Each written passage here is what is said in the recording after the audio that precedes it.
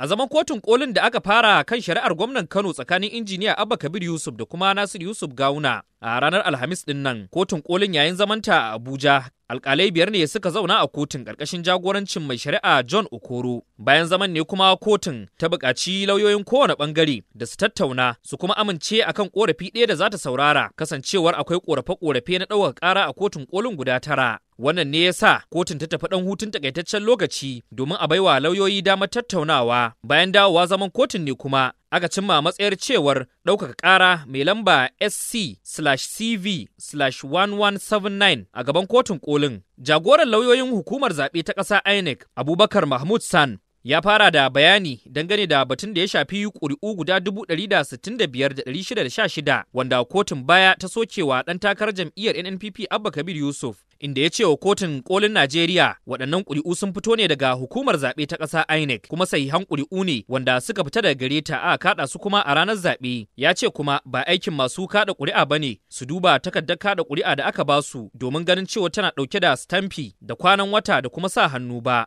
Sannan kuma ya bayyana wa kotu cewar wani bangare ne kalilan daga cikin adadin waɗancan ƙuri'u aka duba su a zaman kotu da ya gudana a baya. Dangane da batun sahihancin zaman injiniya Abba Yusuf ɗan takarar jam'iyyar NNPP kuwa, lauyan hukumar zaɓe ta ƙasa INEC Abubakar Mahmud San ya ce al'amari ne da ya shafi jam'iyya. Don haka kundin tsarin mulki bai baiwa jam'iyyar APC dama ta soki sai hancin zaman injiniya Abba Yusuf ɗan jam'iyyar NNPP kamar yadda sashi na 177 ca cikin baka ya bayyana, kuma sashi na 77 na dokokin zaɓe ya jaddada haka. Lauyan hukumar INEC ya kuma ƙara da cewar jam'iyyar NNPP ta miƙa sunan injiniya Abba Yusuf a cikin jerin mambobinta, kuma da a ce jam'iyyar APC tana da ƙorafi kamata ya a ce ta yi tun kafin a shiga babban zaɓe, domin hukumar zaɓe ta ƙasa INEC ta wallafa sunayen dukkanin 'yan takara. A nashi ɓangaren, lauyan da ke kare injiniya Abba Yusuf, Wole Olanufekun San, ya ce soke nasarar injiniya Abba Yusuf saboda ba a sanya hannu ba kuma a sa sitamfi da kuma kwanan wata a takaddun ƙuri'a ba abu ne da kwata-kwata bai kamata ba. Ya ce lura da kuma hujjojin da jam'iyyar APC ta bayar a gaban kotun baya, ƙuri'u guda 1,800 ne kaɗai ba a sanya musu hannu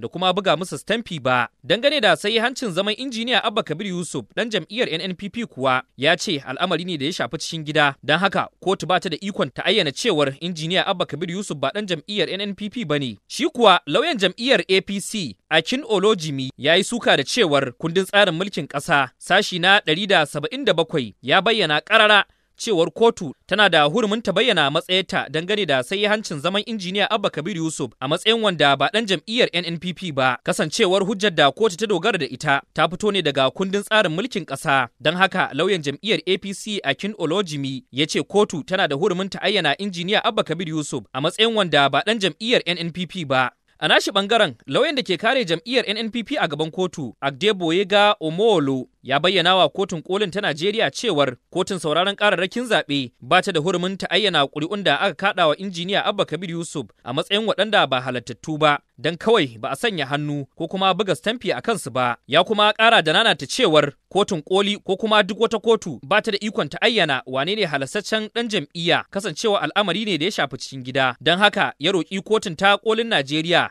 ta ayyana injiniya Abba Yusuf a matsayin halastaccen gwamnan Kano. Idan ba a manta ba dai, a ranar 17 ga watan Nuwamba ne kotun ɗaukaka ƙara ta ayyana jam'iyyar APC a matsayin wadda ta yi nasara a zaben kujerar gwamnan Kano. Wannan kuma ya biyo bayan hukuncin kotun sauraron ƙararrakin zaɓe wanda aka gabatar a ranar 20 ga watan Satumba, wanda ya ayyana Nasir Yusuf Gawuna a matsayin wanda ya lashe zaben ranar 18 ga watan Maris na 2023. Yanzu dai a iya cewa kallo ya koma sama dangane da hukuncin da kotun kolin Najeriya wadda ake wa lakabi daga ke sai Allah ya isa za ta yanke, inda kuma kotun ta ce za ta sanar da ranar yanke hukuncin.